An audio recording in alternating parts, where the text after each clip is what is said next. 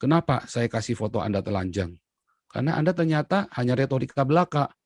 GKI Yasmin, Anda sudah hampir 6 bulan, GKI Yasmin masih mangkrak. Padahal konstitusional loh, izinnya sudah lengkap. Ya, KKPP Jombang malah ditutup. Ya kan? Persekusi terhadap gereja-gereja masih marak terjadi. NU katanya moderat, Banser katanya moderat, Gus Yakut katanya pemimpinnya Banser. Iya, pemimpin Banser moderatnya cuma kalau lagi Natal. Tetapi ketika gereja ditutup, HKBP Jombang ditutup, Jombang itu kan sarangnya NU. Mana tuh Bansernya? Nggak ada tuh. Tetap aja ditutup. Gereja-gereja ditutup semua ya, yang kemarin yang di Bekasi, yang di Tangerang, di mana-mana ditutup semua. Mana Banser? Di Cilegon sampai hari ini belum ada gereja. Mana Banser? Nggak ada. Apakah moderat? Hei pendeta-pendeta, janganlah kau mau ditipu, dihipnotis dengan ayat-ayat Alkitab yang dibacakan oleh Gus Yakut. Itu hanya cara dia untuk menghipnotis, tebar pesona sama kamu, dan kamu kesengsem langsung. Yang penting prakteknya mana? Nggak ada. Makanya saya kasih foto Gus Yakut telanjang, artinya saya telanjang ini, Menteri Agama. Dan saya menantang Gus Yakut ya untuk berdiskusi tentang agama. Saya tantang Ketua MUI Anwar Abbas untuk berdiskusi dengan saya tentang agama. Saya tantang itu si Pak Robikun berdiskusi dengan saya tentang agama. Jangan bilang saya lari tanggung jawab. Saya tidak pernah lari dari tanggung jawab. Saya yang berlaku di saya hari ini ada hukum Eropa.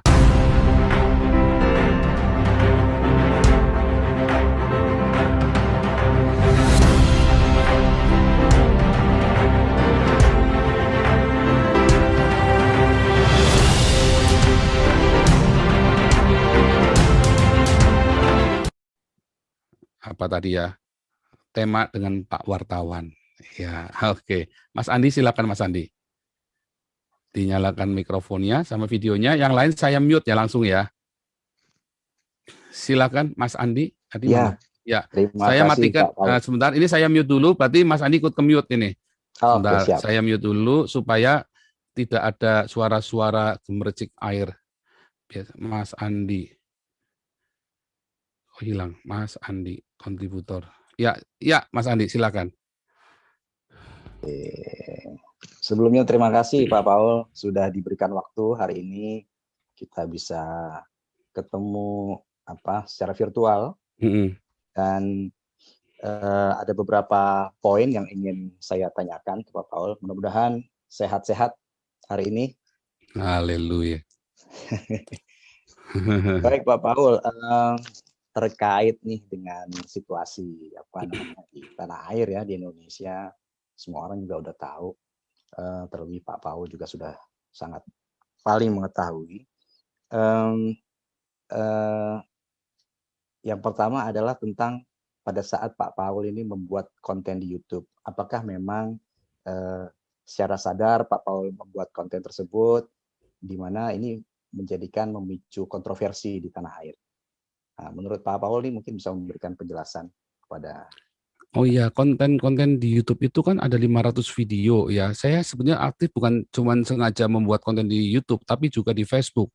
Saya sengaja membuatnya. Ya. Gitu. Jadi memang saya dengan sengaja dengan suatu tujuan tentunya. Yaitu tujuannya adalah untuk mendidik tentang beragama. Bagaimana membedakan beragama dengan bertuhan. Itu tema dari semua YouTube saya, tetapi dasar dari YouTube dan konten-konten Facebook dan YouTube saya adalah apologetik. Nah, kemudian tema itu menjadi bagaimana beragama dan bertuhan. Kemudian saya arahkan lagi, ya kan? Saya pertajam lagi menjadi sebuah kritik sosial, kritik historis, kritik budaya, kritik sosial, kritik agama, gitu. Jadi memang disengaja, gitu. Berarti dengan sadar ya Pak Paul. Iya, dan memang beberapa ada yang saya persiapkan khusus, beberapa ada yang kita teman-teman di sini berkontribusi sharing gitu ya. Tentu saya menjadi hostnya yang menjadi koordinator dan hostnya di seperti Bapak lihat sekarang ada 99 sampai 100 selalu penuh ya. Betul. 99 100% selalu penuh begini. Dan viewernya saya nggak tahu sekarang sudah berapa. Teman-teman jangan lupa di like, awas kalau nggak di like saya jadikan Anda DPO Interpol. Ya, silakan. Oke, kemudian Pak Paul, ini kan di apa ya, di tanah air ini sedang ramai dari beberapa saat yang lalu, dan juga memang sekarang Pak Paul jadi DPO ya. Iya. Kira-kira apa sih sekarang ini yang Pak Paul rasakan dengan status Pak Paul sebagai DPO? Ya, yang dirasakan biasa-biasa saja. Kemarin juga ditanya, Mas, ini kita ya Mas, jangan serius ya Mas. Saya kalau serius tertekan saya Mas. Serius. Kalau jadi saya tertekan takut tuh kayak diinterogasi.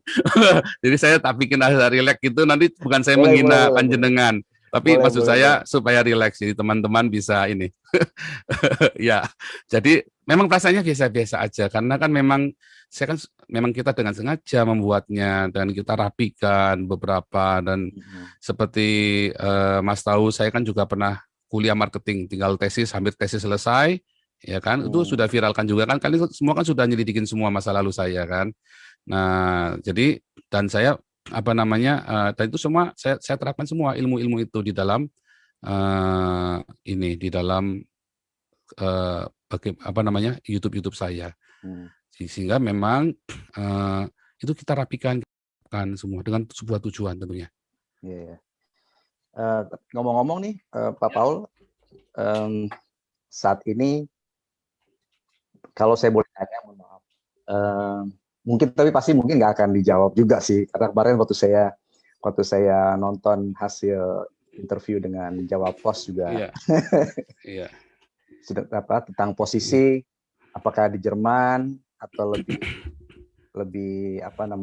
detailnya lagi di kota di mana di background saya itu Pak Paul. Wah, itu kan dekatnya Museum Berlin itu kan. Betul. Airnya lagi mancur gitu. Itu salam buat ini ya, buat Angela Merkel.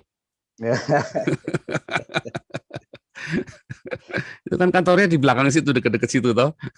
Angela Merkel itu. Betul. Gini Pak Paul, Pak Paul ke Jerman itu tahun 2018 kan ya, kalau saya melihat informasi, membaca. Kemudian ada yang mengatakan Pak Paul itu datang ke Jerman sebagai apa sih, Ausbildung ya, vokasi gitu. Mungkin bisa kita saling cerita lah. Sebetulnya itu nggak boleh cerita karena gini, kemarin tuh siapa ya, Denny Siregar. Itu bodoh sekali Denny Siregar. Oh, Paul mau cari suaka. Oh, itu salah ya. Hati-hati kamu ngomong-ngomong begitu, Denny Siregar. Karena itu begini loh. Ini bukan ancaman. Maksudnya hati-hati, benar-benar hati-hati. Kalau Anda ulang-ulang itu terus, nanti akan terpikir dalam orang-orang Indonesia, ya. Oh, kalau gitu gua tak bikin ribut, lalu caw ke Eropa. Hati-hati loh. Itu jangan sampai di framing kayak gitu. Nanti orang-orang akan ikut. Karena sudah ada yang WhatsApp ke saya. Oh, Pak, tolong kasih tahu Pak, ininya Pak, tipsnya. Loh, saya kaget, kamu tahu dari mana? Iya, ini terus dikasih Denny Siregar itu kan. Nah, terus saya baru tahu tuh kalau Denny Siregar itu membahas saya, tapi saya ajak ketemu nggak mau, katanya alasannya banyak. Ya intinya dia takut sama saya karena saya nabi kan, beliau kan bukan nabi. Nah terus siapa lagi kemarin yang ngomong ya, Paiman. Kompas TV siapa itu? Paiman ya, waktu ngomong Pak Ugro Suseno. Aiman. Oh, itu modus itu. Oh, hati-hati. Itu nanti akan ditiru beneran. Nanti bikin ulah di Indonesia. Terus lalu kamu ke sini gara-gara kalian yang ngajarin. Nah, itu hati-hati ngucapkan itu. Makanya saya nggak membahas itu, Pak, dari kemarin, Pak. Oh iya, nanti kalau diruwetin nanti gara-gara saya lagi. Padahal yang ngajarin siapa? Denny Siregar sama Pak Aiman. Loh, hati-hati ngajarin begitu ke orang. Jadi jangan tanya saya. Nanti kalau saya cerita, satu, nanti di sini ada orang yang merasa privasinya diganggu. Kedua, juga saya melanggar kode etik teman-teman saya yang profesional ini. Yang ketiga, nanti akan terjadi wabah itu supaya bisa dapat perlindungan. Oh, hati-hati. Jadi jangan di stop pembicaraan ke situ, Pak. Saya tidak mau. Gitu. Pak, ini terkait dengan status kewarganegaraan Bapak. Kan saya sempat konfirmasi dengan KBRI ya di Jerman. Dan saya sempat juga memberitakan dari Jerman bahwa memang status kewarganegaraan Bapak ini sebetulnya masih WNI karena paspor Bapak itu paspor WNI Bapak masih berlaku. Dan tapi memang belum ada pengembalian paspor dari pihak imigrasi Jerman, Ausländerbehörde, ya, dan juga belum ada konfirmasi surat dari pihak keimigrasian Jerman, sehingga memang ini belum bisa dipastikan juga bahwa Bapak kewarganegaraannya telah berpindah gitu. Sejauh ini Pak Paul mungkin bisa cerita ke saya. Ya, Eropa itu mengizinkan double kewarganegaraan, jadi tidak harus mengembalikan paspor, Pak. Nah, tapi saya secara lisan kan saya sudah bilang bolak-balik, saya sudah melepaskan kewarganegaraan saya, begitu Pak. Hanya kan kalau saya ke sana-sana, saya lagi dicari ke sana-sana, nanti ditangkap kan wilayah hukum. Saya masuk mobil duta besar aja kan nggak boleh, Pak, langsung ditangkap saya, Pak. Kalau masuk mobil duta besar itu berarti wilayah hukum Indonesia, toh. Iya. Makanya saya nggak boleh ke sana pokoknya. Oke. Berarti Bapak masih berada di wilayah Eropa ya Pak, Uni Eropa ya Pak ya? Iya, pokoknya di Eropa membolehkan double kewarganegaraan. Jadi tidak harus selalu mengembalikan paspor itu. Itu. Kalau Indonesia kan nggak boleh. Jadi teorinya Indonesia jangan terus diterapkan ke Eropa, nggak bisa dong.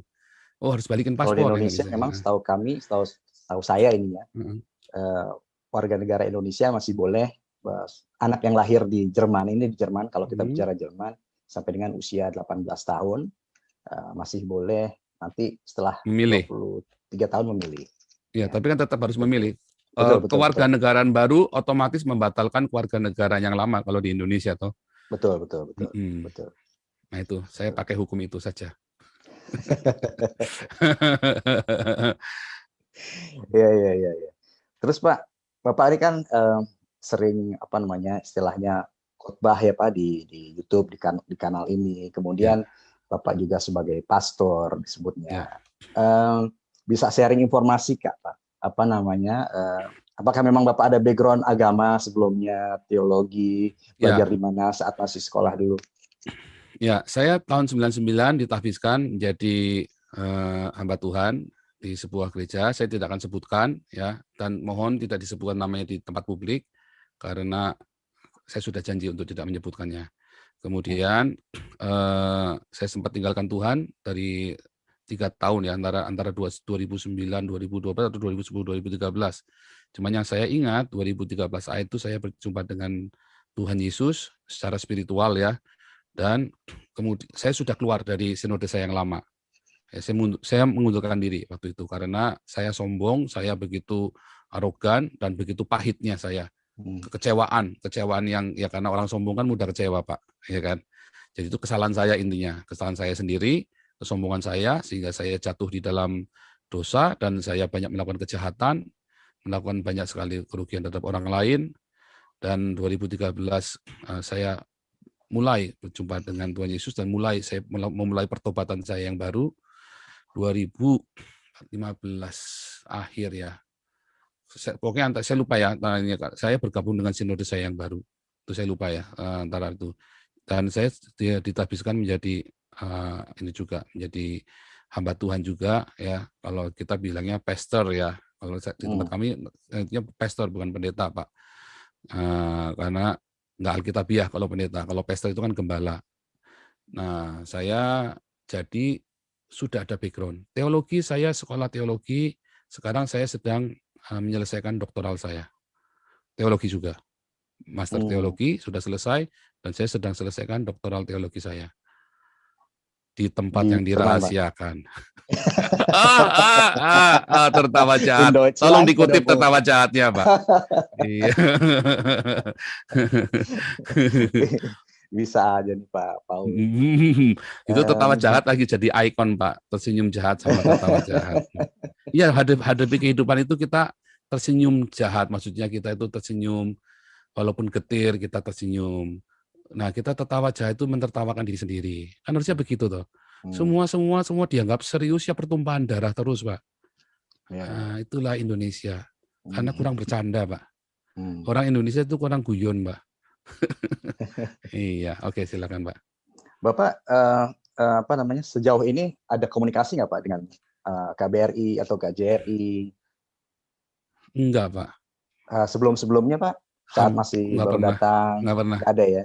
Tidak ada Jadi memang satupun pada yang saat saya... Bapak datang ke Jerman juga memang tidak melakukan lapor diri gitu Pak ya? Enggak. Oke. Dulu waktu baru datang di kota apa Pak? Kalau saya boleh tahu nih.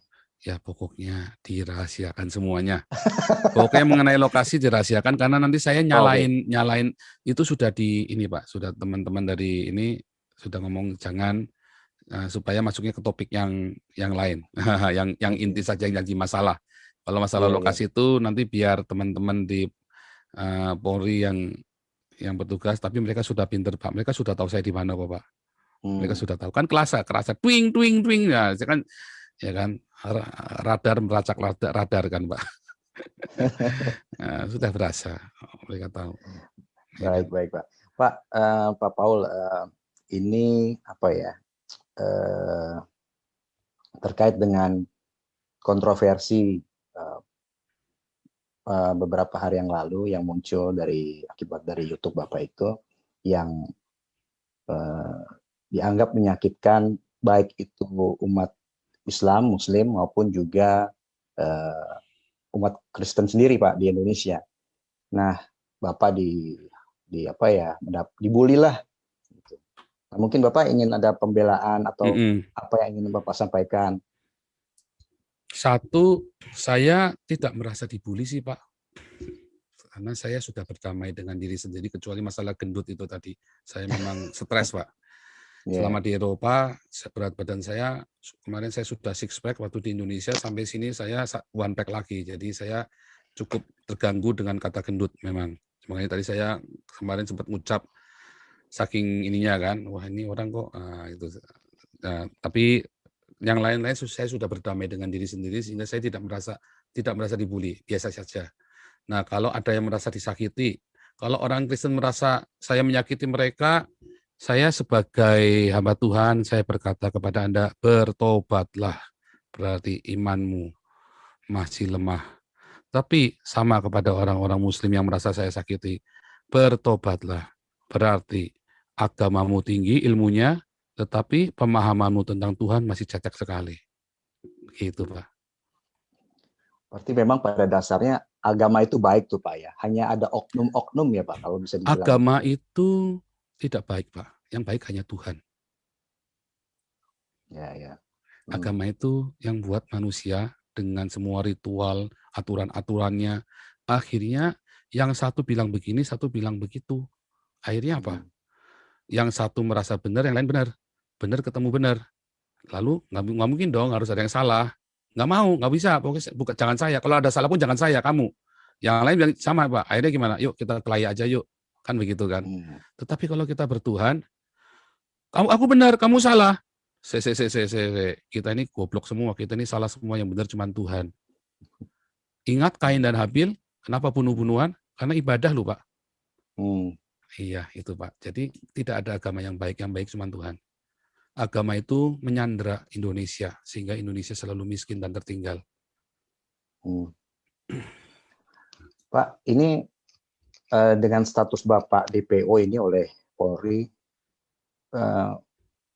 keluarga gimana Pak di Indonesia? Nggak tahu. Kan Bapak sempat nyebutin kan, sempat bilang nggak usah takut dengan polisi juga. Nah, nggak ada kekhawatiran itu Pak tentang keluarga di sana? Nggak ada polisi Pak. Saya percaya polisi setelah zaman Tito, setelah zaman Jokowi ya berarti ya. Beda banget. Saya kan ya anulah pokoknya beda banget.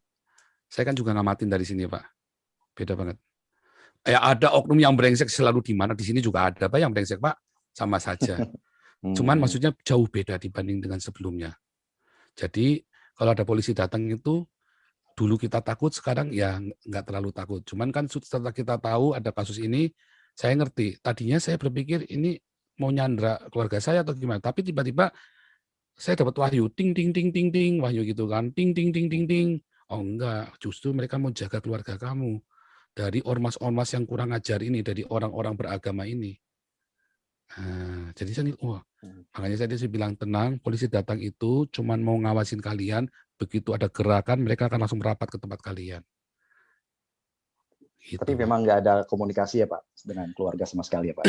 Wah, saya udah tahun berapa itu Pak nggak komunikasi dengan keluarga saya Pak. Apalagi Nggak ada. aktivitas saya kan berbahaya Pak sejak 2016 terutama ya, mulai tensinya mulai naik kan. 2017 itu saya udah mulai putus kontak dengan banyak orang Pak. Udah saya satu-satu udah saya nggak kontakin lagi. Pokoknya kalau mau tahu saya lihat di Facebook, lihat di ini. Jadi ya sesekali apa namanya ya pokoknya mereka bisa ngelihat lah aktivitas saya di Facebook sama di YouTube lah. Ya kalau terakhir ini kan di YouTube ya terakhir. Dulu saya main YouTube ini baru Maret 2020. Aktif juga. Aktif di YouTube baru Maret 2020. Follower udah banyak tapi Pak ya? Ya kan dikembosin sama Menkominfo Pak. Wah itu saya ini lagi mau keluarin surat sakti nih supaya bisa nyala lagi YouTube saya ini Pak. Cukup di mengganggu Indonesia memang. Di blok ya Pak ya? Kena blok ya? Kelihatannya Pak. Pokoknya saya nggak bisa nge-YouTube aja sekarang ini kondisinya. Oke. Iya, jadi saya lagi ini antara kekuatan dari kegelapan dengan kekuatan dari terang ini sedang enggak lah bukan ya, maksudnya ini saya lagi serius, saya benar-benar lagi cukup pusing karena semua ada di sana, semua ini saya kan, dan yang paling diuntungkan adalah para alap-alap, mereka enak Pak, subscribernya naik semua Pak, begitu sebut nama Joseph Paul Zhang, Nabi ke-26, langsung yang viewernya biasanya cuma 800, langsung jadi 30.000, 100.000 Pak. Subscribernya naik terus Pak. Nah saya digembosi sama Menkominfo Pak. Aduh, nggak kasihan Menkominfo ini memang istega tenan. Nah ini kalau setiap hari Bapak online, kemudian live, istirahatnya kapan tuh Pak? Nggak ada gangguan kurang tidur kah atau apakah gitu Pak? Ya kalau malam, saya kan ada doa fajar jam 5 pagi Jakarta, berarti di sini kan jam 12 malam, ya bisik-bisik tuh Pak, doanya bisik-bisik. Maksudnya nggak keras-keras begini, nggak langsung wah, nggak begitu maksudnya. Kita, saya kan juga ada ngajar juga via Zoom, tapi nggak live ya, ada yang ngajar. Ada berapa kelas tuh, saya ada 15 kelas. Sekarang ini mau nambah lagi 2 kelas Ibrani sama kelas evangelis yang baru ya. Jadi ada 17 kelas nanti kita nambah. Oh enggak, 16 ya, karena yang itu naik kelas kan, maksudnya pindah kelas kan. Jadi 16 kelas, jadi awal Juni ini, awal Mei sama Juni. Itu enggak live di YouTube, tapi yang live di YouTube itu ya yang gini nih, kita nge-live ini nanti sampai malam Pak, sampai jam 1 pagi biasanya Pak. Iya makanya nggak ada gangguan tidur itu Pak. Kalau saya perhatikan, saya lihat beberapa hari ini online terus, nggak berhenti-berhenti gitu Pak. Kan tidur jam, misalnya di sini selesai kita jam 2, saya tidur, nanti jam 8, jam 9 saya bangun. Terus saya mulai ke kantor, ke yayasan tempat saya mengajar juga kan. Terus pulang saya mulai nge-Zoom gitu. Itu rutinitasnya kita begitu aja. Terkait Bapak waktu ke Jerman saat itu Pak, kesan yang Bapak dapat dari Jerman itu apa Pak? Kalau Bapak bisa ceritakan. Kalau saya kan memang ya di ibu kota ini seperti mungkin ini. Bukan Jerman, tapi seluruh Uni Eropa ya Pak. Seluruh Uni Eropa itu kesan saya itu adalah apa? Di sini seperti paradise Pak, seperti surga. Saya belum mati aja udah berasa surga di sini Pak. Poinnya di mana Pak?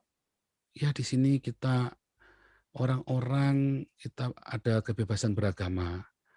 Ya, saya ngelihat tidak ada orang-orang minoritas yang dipersekusi atau dianggap minoritas. Orang-orang Ahmadiyah, orang-orang Syiah, masjidnya gede-gede. Orang Reform, orang Saksi Yehova, baik-baik saja hubungannya. Ya kadang-kadang berdebat, ya kan. Tetapi setelah itu ya baik-baik saja semuanya ya. Nah, terus di sini saya ngelihat orang-orang diperlakukan dengan manusiawi sekali. Ya bahkan saya ada beberapa teman saya itu yang hidupnya susah, yang bangkrut, yang ada yang Down syndrome, semua ya istilahnya diperlakukan dengan manusiawi. Gembel pun hampir nggak ada kecuali imigran ilegal atau yang jangkis, yang pecandu yang lari dari rehabilitasi. Ya itu kan strategi jadi menggembelkan diri sendiri itu namanya kan. Terus kalau bilang saya di sini tidak pernah takut ya saya tidak takut dengan teman-teman dari Turki, dari Maroko, ya karena mereka secara umum ya ada yang gila ya ada Pak yang gila, tapi secara umum mereka tahu undang-undang di sini. Sehingga kita kalau misalnya kayak anak-anak saya kan temennya banyak orang ini, orang Iran sama orang Irak kan anak-anak saya itu kan. Yang di gerejanya dia kan memang gereja campur-campur soalnya kan. Tetapi teman-teman Irak ini kan teman-temannya Muslim. Nah, ketika dia bergaul gitu, nggak berasa kayak apa begitu loh Pak. Artinya di sini memang benar-benar ada rasa persatuan, menghargai semua ya, saling menghargai itu di sini benar-benar ada ini Pak. Ketika lagi puasa segala, mereka sering main ke rumah kami ya, ke rumah anak saya kan. Mereka sering main gitu, terus kami kan makan babi. Ya, terus mereka juga ini Pak, kita bilang kamu Muslim, ya udah kita nggak makan babi, kita kasih makanan yang lain. Terus saya pernah pelayanan saya kan ke camp-camp itu kan, saya kan banyak baptis imigran dari Timur Tengah, ya kan.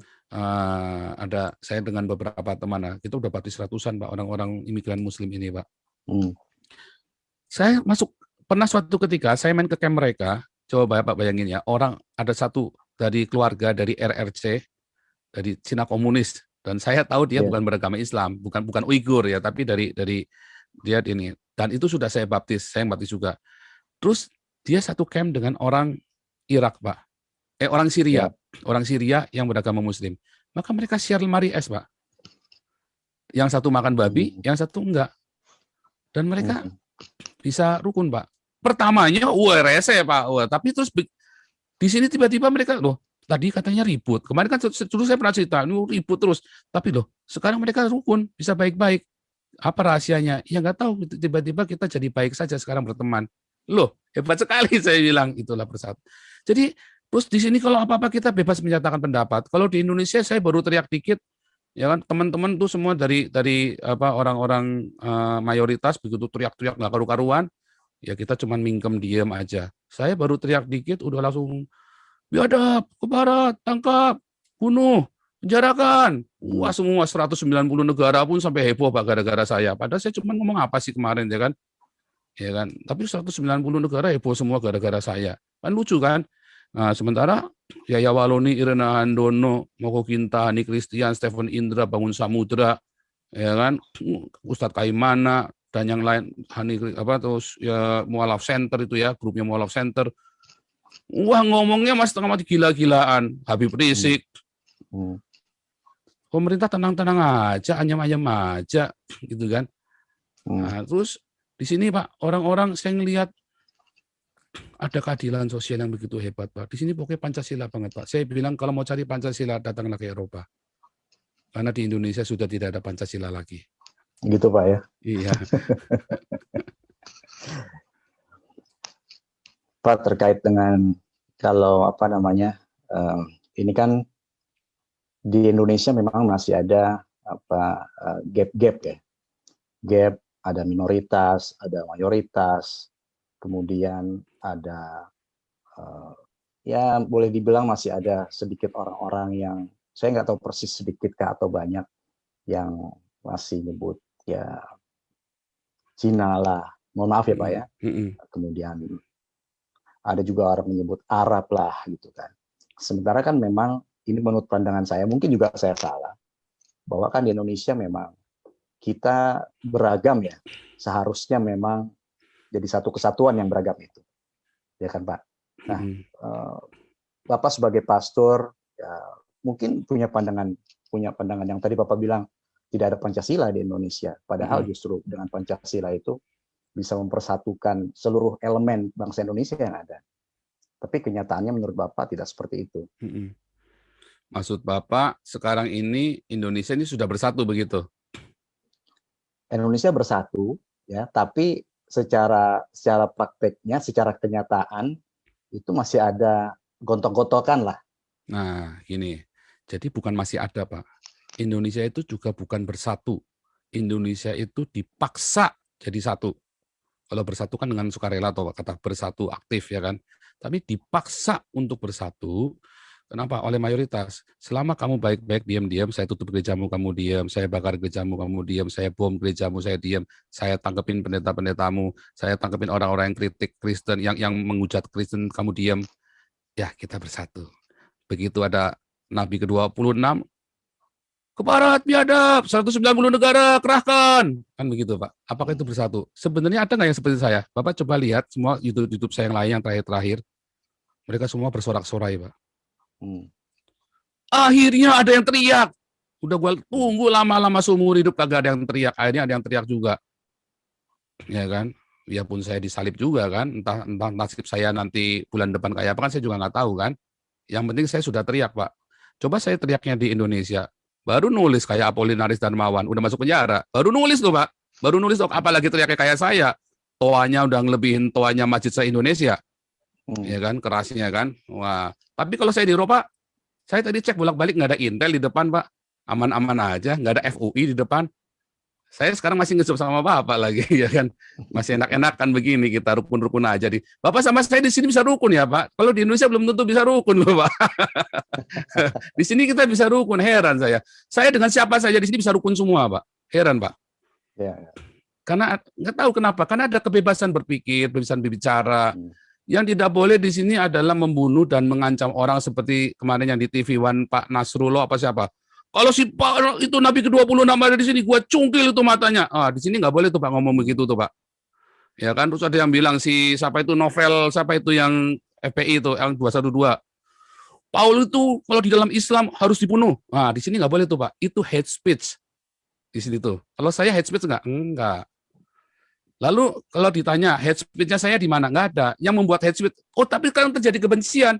Loh, yang menimbulkan kebencian bukan saya, tapi Metro TV, TV One, sama Kompas TV yang mempublikasikan siaran saya tanpa izin dan mengutip-ngutip tanpa izin dan cuma sepotong pula. Coba kalau Bapak lihat punya Jawa Pos, lihat komentarnya di bawahnya. Wih, indah sekali, Pak. Semua komentar di Jawa Pos videonya itu indah semua, Pak. Karena dia tampilkan dengan lengkap. Itulah yang saya sampaikan. Kalau yang ditampilkan oleh Metro TV, Kompas TV, dan lain-lain, Metro TV, Kompas TV, Berita Satu lagi Tribun, YouTube itu ya, YouTube-nya Tribun, itu hate speech, Pak. Jadi siapa yang membuat hate speech? Wartawan, Pak. Bukan saya. Jawa Pos, Bapak lihat bawahnya. Wih, indah semua, Pak, komentarnya, Pak. 1-2 ada yang kurang ajar memang. Tapi yang lain semua, akhirnya ada yang berani bersuara. Akhirnya komentarnya bagus-bagus. Bapak coba lihat komentar-komentar dari kemarin di sini. Cuma satu aja yang ketakutan tahun 98 terjadi. Yang lain semua, Pak, kita butuh orang-orang seperti Bapak lebih banyak lagi. Oh, ayo, bagaimana? Apa itu hate speech? Bukan, Pak.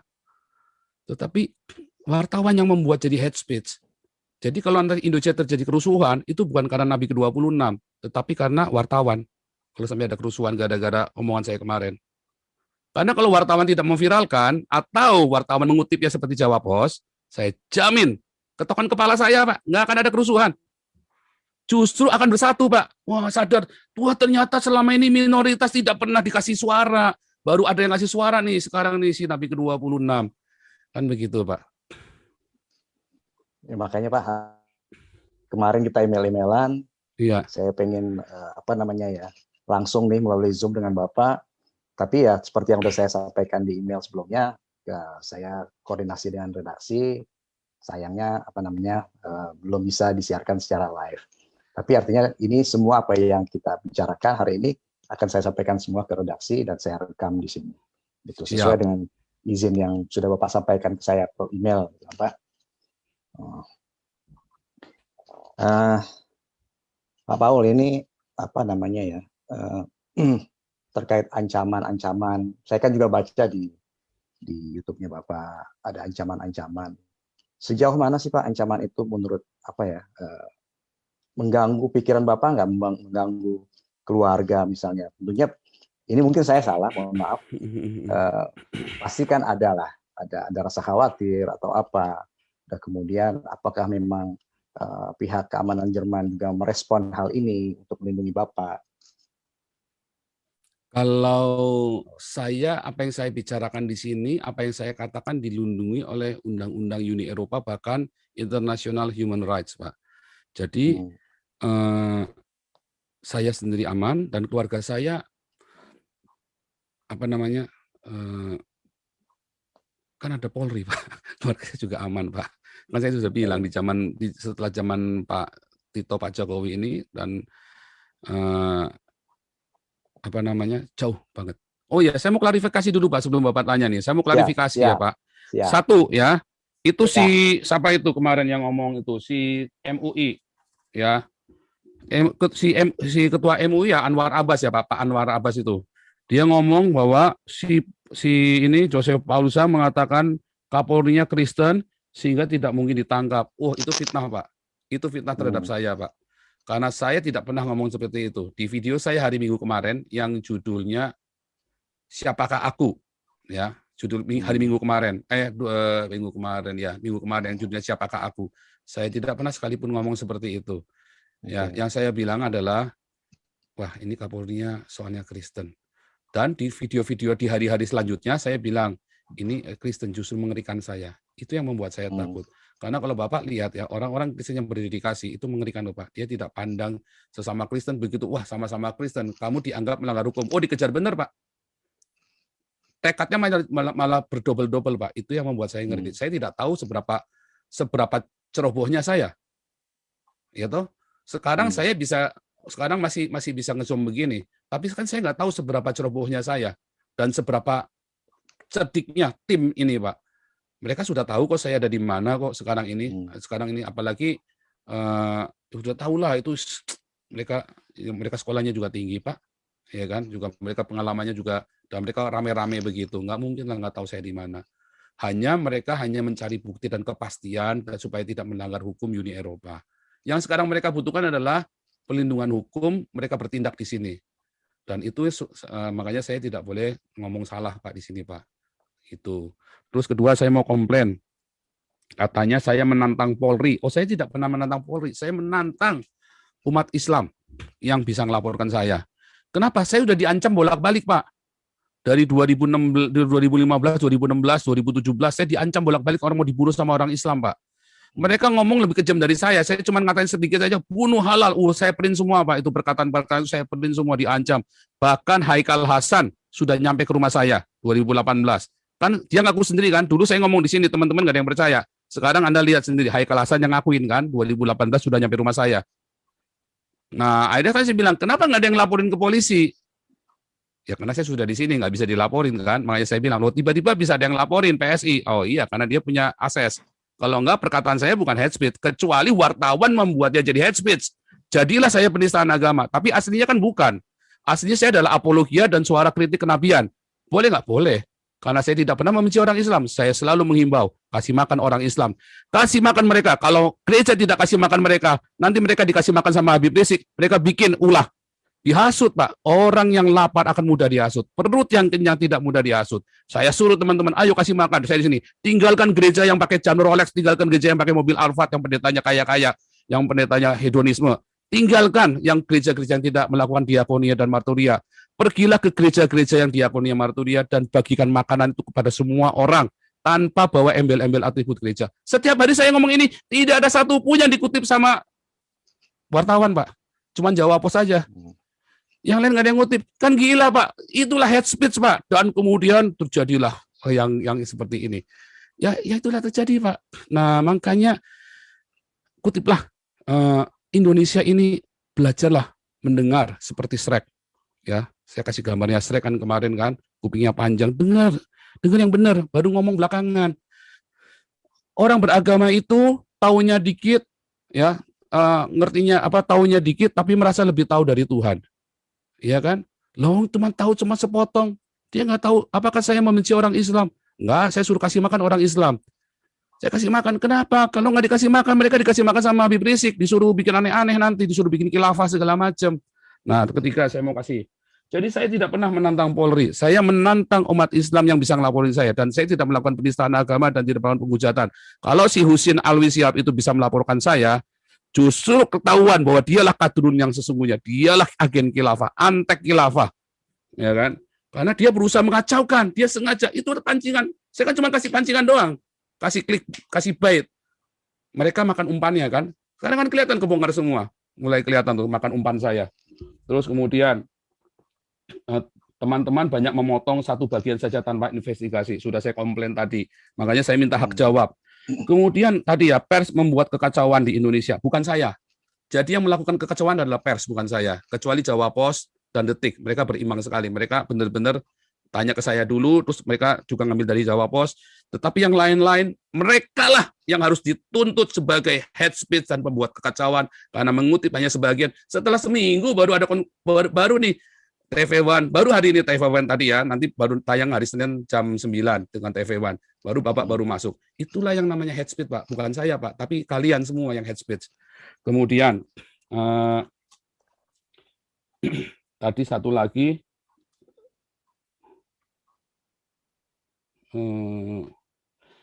jangan sekali-kali cerita masalah suaka-suaka di tempat umum, Pak. Sebabnya itu orang-orang itu kacau sekali. Ya nanti semua orang akan mengcopy cara itu dan melakukannya di Indonesia lalu dia kabur. Itu bahaya sekali. Nggak boleh bilang itu kan sebenarnya kan apa ya? Masa nggak tahu sih itu rahasia negara? Ya kan? Itu saya kok rada kurang pas ya sama teman-teman itu ngomong seperti itu di muka publik begitu. Nah, itu hati-hati. Itu jadi bumerang buat kalian semua loh. Sudah mulai ada yang WhatsApp ke saya loh, itu masuk ke saya. Diajarin tips-tipsnya, wah segala macam. Emang saya bikin begitu? Itu kenapa? Karena Denny Siregar yang menggiring. Salah Denny Siregar. Wah, ilmu makanya kenapa Denny Siregar nggak berani ngomong sama saya, ketemu sama saya? Malah dia membuat fitnah kan? Akhirnya kan wartawan Denny Siregar, Eko Kuntadi kan membuat fitnah. Ade Armando membuat fitnah buat saya akhirnya kan. Gitu Pak. Oke Pak, silakan lanjut Pak. Ini sebelum. Ya Pak, saya nggak mau ganggu lagi lama karena sudah 1 jam, Bapak takutnya ingin terus. Tenang Pak, kita sampai jam 1 Pak. Sementara YouTube makin panas, sekarang live view-nya sudah 7.000 Pak. Wih, banyak sekali. Iya, saya kalau live selalu banyak Pak. Iya. Ya mungkin ini penutup, kalau Bapak ingin menyampaikan sesuatu hal, kita berusaha berimbang ya, sesuai dengan apa yang saya sampaikan juga di email. Silahkan Bapak menyampaikan apa terkait dengan hal-hal yang kemarin sempat viral, terutama tentang tuduhan-tuduhan terhadap Bapak.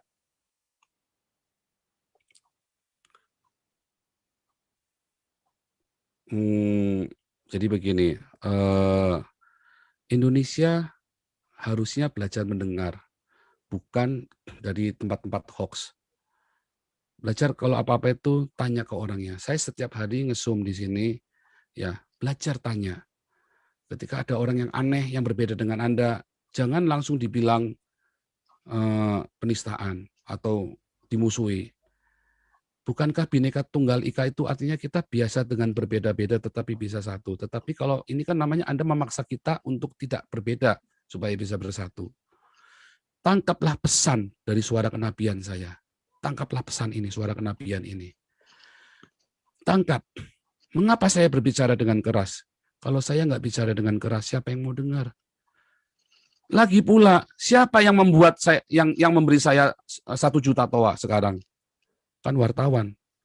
Kalian semua yang ngasih saya toa kan. Coba kalau kalian nggak ngapa-ngapain saya, ya udah nggak didengar juga toh. Tetapi akhirnya suara saya yang keras ini, walaupun saya harus mengorbankan diri saya sendiri. Ya, saya tadinya khawatir setengah mati, tapi setelah saya dapat wahyu, saya baru sadar ternyata Polri bermaksud baik. Ya, tadinya saya khawatir setengah mati, Pak. Khawatir setengah mati, saya yakin. Makanya saya tiap hari nge-zoom, Pak. Nah, nge-zoom pun saya serba salah juga. Tampil terus dikira nantang, nggak tampil dikira kabur. Tetapi saya butuh update kepada keluarga saya masih baik-baik saja.